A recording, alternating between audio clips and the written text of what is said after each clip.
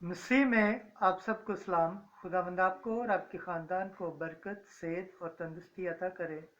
मसीह यीशु नासरी के नाम से आमीन। हमारे लिए आज की तिलावत यीशु बिन सराह की किताब, उसका 3 बाब, 2 आयत, 7वीं आयत, 14वीं और 16वीं आयत तक। जो कोई खुदावंद से डरता है वो अपने माँ बाप की इज्जत करता है।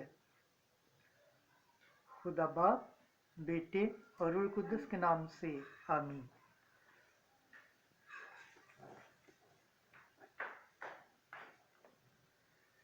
ऐ बच्चों, अपने माँ बाप की बातें सुनो और उन पर अमल करो ताकि तुम रिहाई पाओ।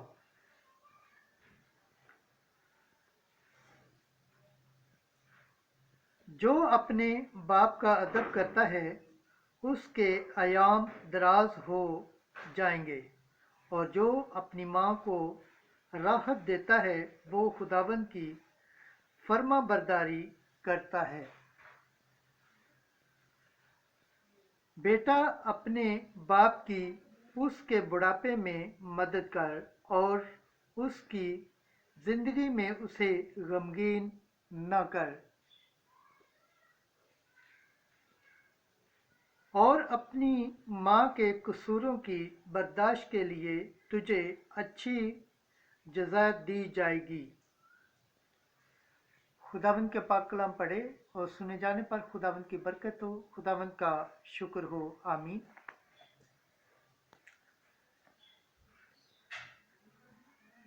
आज का ज़बूर पढ़ा जाएगा। ज़बूर 127, उसकी पहली आयत से 5वीं आयत। जमाती जवाब: मुबारक हैं वो जो खुदावंद से डरते हैं और उसकी राहों पर चलते हैं।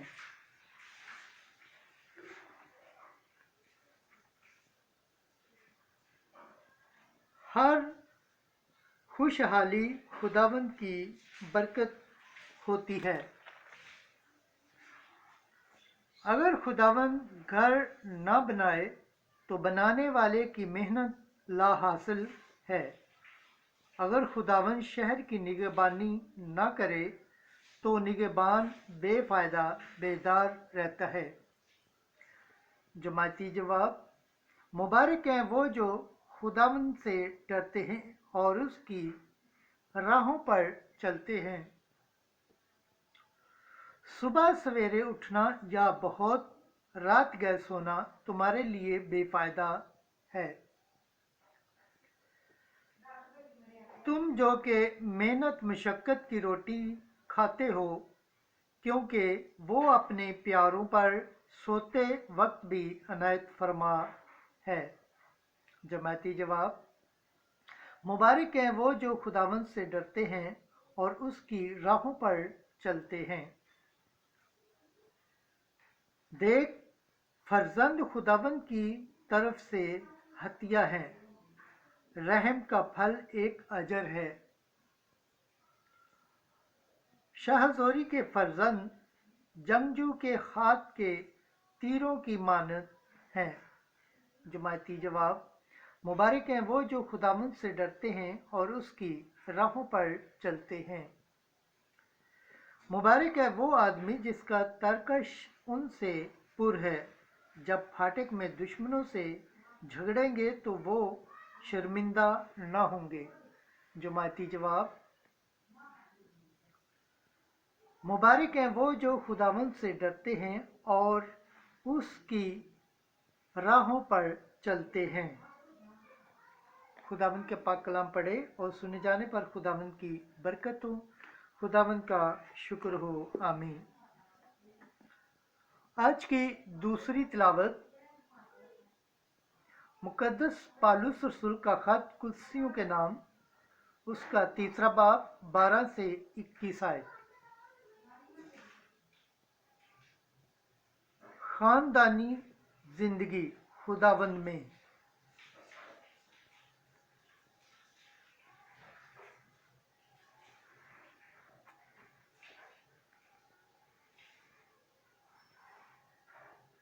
بس خدا کے مقدس اور پیارے برگزیدے ہو کر درد مندی اور مہربانی اور فروختنی اور حیا اور صبر کا لباس پہنو،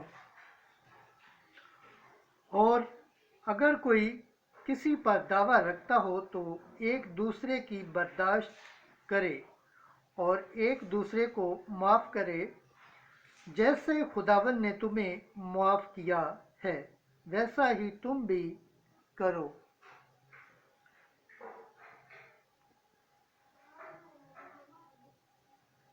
اور ان سب کے اوپر محبت کو باندھ لو، کیونکہ وہ کمالیت کا کمربند ہے، اور مسیح کی سلامتی، جس کے لیے تم بھی ایک بدن ہو کر بلائے گئے ہو، تمہارے دلوں پر حکومت کرے اور تم شکر گزار رہو۔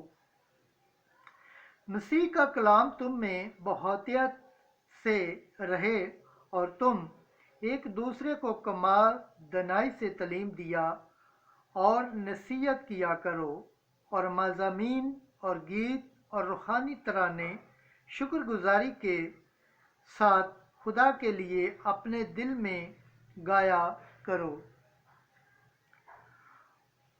اور کلام یا کام جو کچھ کیا کرتے ہو سب کچھ خداوند یسوع کے نام سے کیا کرو،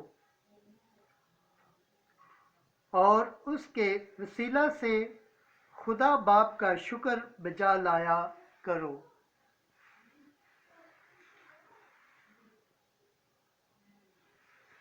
اے بیویو، خداوند میں جیسا مناسب ہے اپنے شوہروں کے تابع رہو۔ اے شوہروں، اپنی بیویوں کو پیار کرو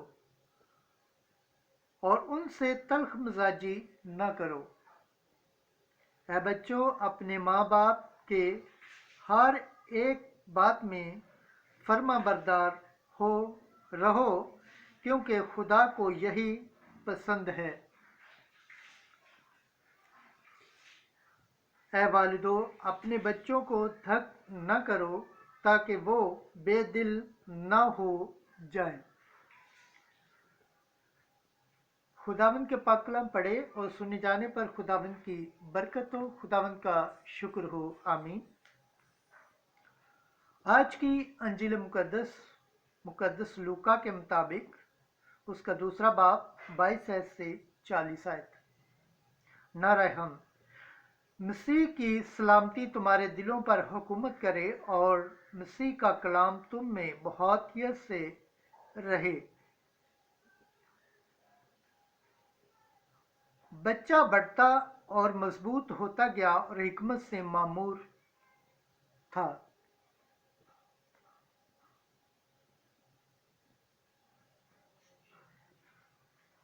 اور جب موسیٰ کی شریعت کے موافق ان کی طہارت کے دن پورے ہو گئے تو وہ اسے یروشلم میں لائے تاکہ اسے خداوند کے آگے حاضر کریں، جیسا کہ خداوند کی شریعت میں لکھا ہے کہ ہر ایک پلوٹا بچہ خداوند کے لیے مخصوص ٹھہرے گا،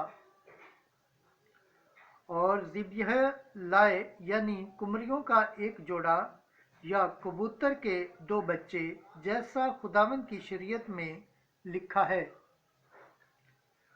اور دیکھو، یروشلم میں شمعون نامی ایک آدمی تھا، اور وہ راست باز اور دیانتدار اور اسرائیل کی تسلی کا منتظر تھا، اور روح القدس اس پر نازل تھا۔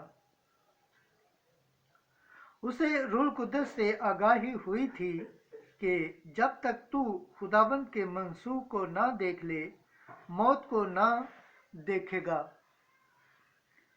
وہ روح کی ہدایت سے ہیکل میں آیا، اور جس وقت والدین اس بچے یسوع کو اندر لائے تاکہ اس کے لیے شرعی فرائض ادا کریں،